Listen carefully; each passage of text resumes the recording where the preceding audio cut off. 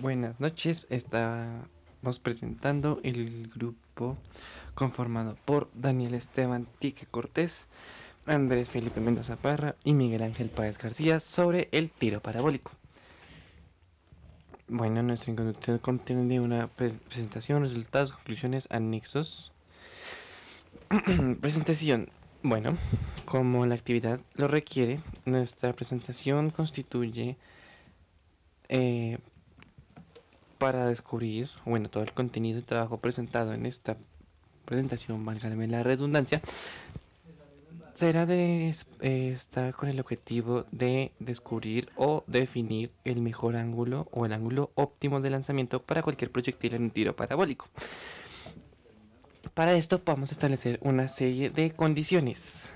Entonces, vamos a tomar el proyecto como vamos a decir que el proyectil será un proyectil estándar. No vamos a enfocarnos en la masa del proyectil ni en otras propiedades que pueda tener el proyectil en sí, tales como su masa o su nivel de grosor o tamaño. Será el mismo, un proyectil estándar lanzado a una velocidad similar. No vamos a tomar en cuenta la fuerza del mismo. Segundo, la catapulta utiliza zapatos un compás para medir el ángulo respectivo de lanzamiento. Bueno, en este caso no se usa una catapulta, sino más bien un programa en Python. Este programa en Python nos permitió, al igual que un programa similar a GeoGebra, conocer el ángulo óptimo de lanzamiento y que la computadora o el ordenador pudiera realizar los cálculos de tiro parabólico y mostrar el mejor ángulo de lanzamiento. Bien, tercero, la posición inicial del tiro será desde el nivel del suelo y asimismo será su punto final en el proyectil al impactar el suelo. Y cuarto, la curvatura de la Tierra será descartada ya que en esta simulación la distancia que recorre el proyectil será corta y habrá una diferencia demasiado mínima con relación a la curvatura de la Tierra. Ya lo explicaré más adelante. Teoría. Bueno, vamos a resumir lo del tiro parabólico en una serie de factores que necesitamos tener en cuenta. Primero, la velocidad. Una velocidad es un elemento vectorial, es decir, lo podemos descomponer en vectores, tanto en X como en Y. Para calcular las velocidades iniciales, aquí están las primeras fórmulas de la izquierda, que básicamente dicen, para la velocidad inicial en X es su velocidad inicial por el coseno del ángulo lanzado, y en velocidad en Y es velocidad inicial por el seno del ángulo lanzado.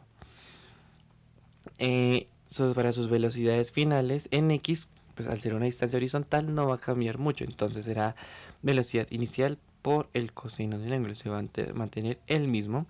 Y para calcular la velocidad final en Y, se va a usar velocidad inicial menos gravedad por tiempo. ¿Por qué? Porque la velocidad en Y o la distancia en Y sí va a tener una alteración, y en este caso va a ser la gravedad que va a afectar el proyectil en su sentido vertical, junto con pues el tiempo que tarda el proyectil en hacer su recorrido.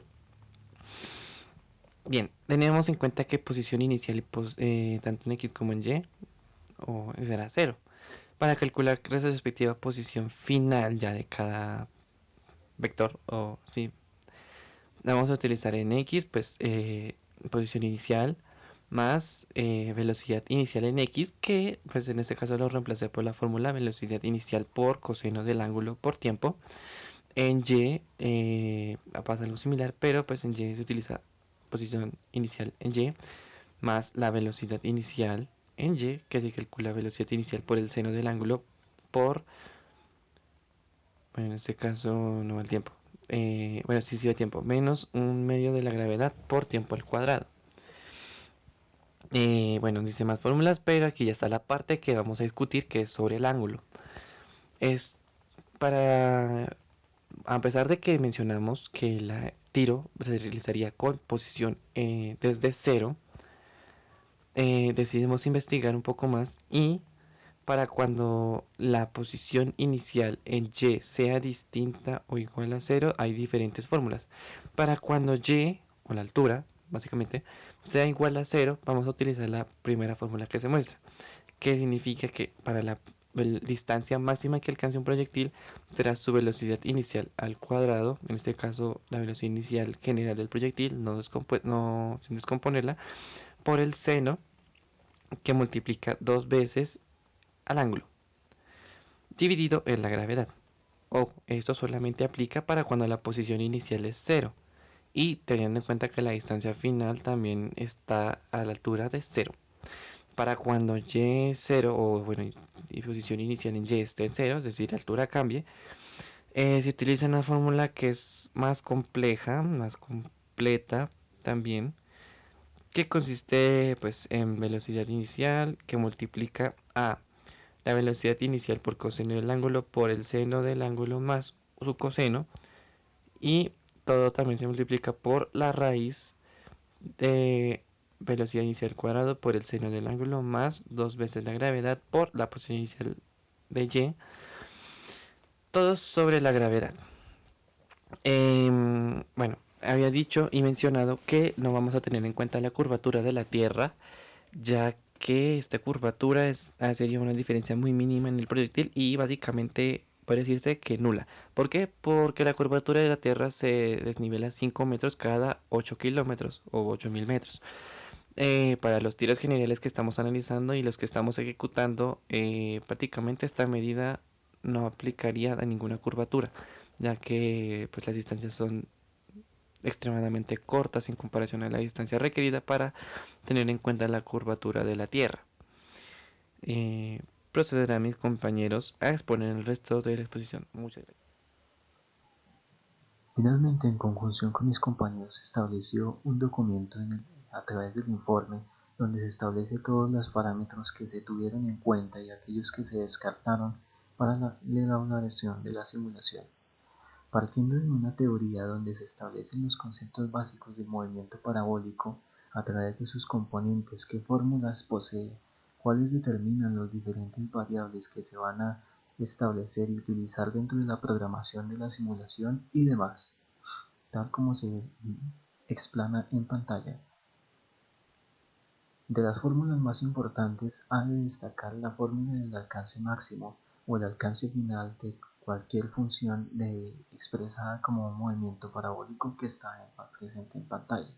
A partir de todas estas fórmulas y en conjunción con algunos efectos de despreciación para proyectiles diminutos en donde se establece que para proyectiles muy pequeños prácticamente el rozamiento y otras variables son despreciables para la simulación, por lo tanto se puede considerar como un contexto ideal para la realización de un tiro parabólico donde no existe un rozamiento o la alteración del peso del proyectil y otras incógnitas que se hubieran puesto a resolver. Así que en esta simulación se establece un contexto ideal. Este análisis de la simulación y el diseño de la misma establece unas premisas a través de los objetivos de este reto y una secuencia de proposiciones lógicas a través de las cuales se va deduciendo cada uno de los pasos y cada uno de los objetivos hasta delimitar con claridad qué es lo que hay que realizar en la programación del sistema graficador del lanzamiento parabólico que se verá próximamente en el informe. Todas estas preposiciones lógicas permitieron la codificación de la simulación que se realizó a través de las librerías Matplotlib, NumPy y Mat a través del lenguaje Python en la herramienta Google Colab, la que nos permite en un ambiente virtual online ejecutar un programa realizado en lenguaje Python especializado en la representación de fenómenos físicos o matemáticos y demás, en donde se formularon básicamente funciones en representación de las funciones matemáticas y así se pudieron llegar a la conclusión de las siguientes gráficas como se ven en pantalla. Estas gráficas constituyen principalmente una función del tiro de alcance máximo posible con las mismas condiciones que el usuario ingresó y la función azul determina el tiro ejecutado por el usuario en la misma situación. En la misma situación se refiere con la misma velocidad y la misma altura inicial. En los resultados explanaron casos muy curiosos como por ejemplo, hubieron casos donde a pesar de la altura, el alcance máximo y el alcance dado por el tiro ejecutado por el usuario lograron distancias muy similares como ese que se está presentando en pantalla. Y otros en donde ya con la diferencia de un ángulo mucho más alejado del ángulo ideal de 45 grados, se vieron casos mucho más evidentes que a pesar de la altura no se logró un alcance óptimo en ninguno de los casos por el usuario. Finalmente, el programa permitió la extracción de los datos a través de un código que permite listar todas las coordenadas.